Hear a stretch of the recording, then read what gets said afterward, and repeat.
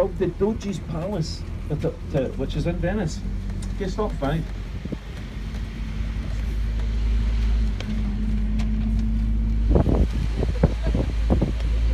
Looking out to your left, look through a gap in the trees and you will see a big needle-like monument or obelisk in the centre of the park. This is Nelson's monument. It's built in 1806 to commemorate the victory of Lord Nelson at the Battle of Trafalgar in the Napoleonic Wars. Nelson's monument is the oldest civic monument to Nelson in the UK, 3 years older than the more famous Nelson's Column in London.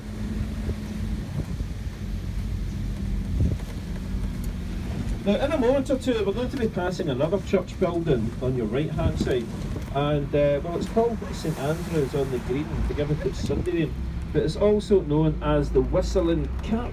And well, the Whistling Kirk was the first Episcopal church to be built in Scotland since the Reformation of 1560. That's when Scotland went from being a Catholic to a Protestant country.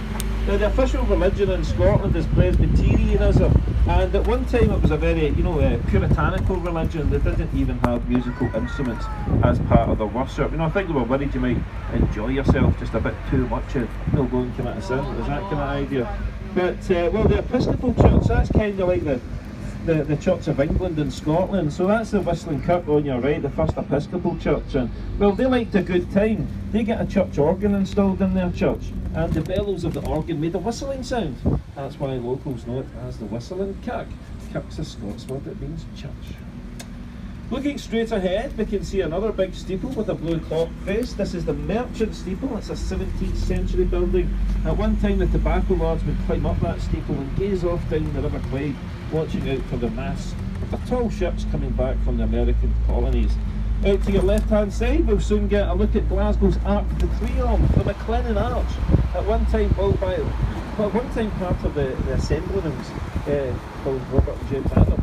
And well, Robert Adam is the most famous neoclassical architect there ever was.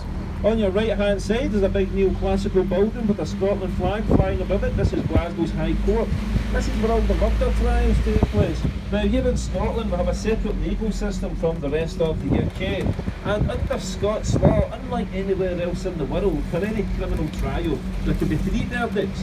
You could be found guilty, you could be found not guilty, or you could be found not proven.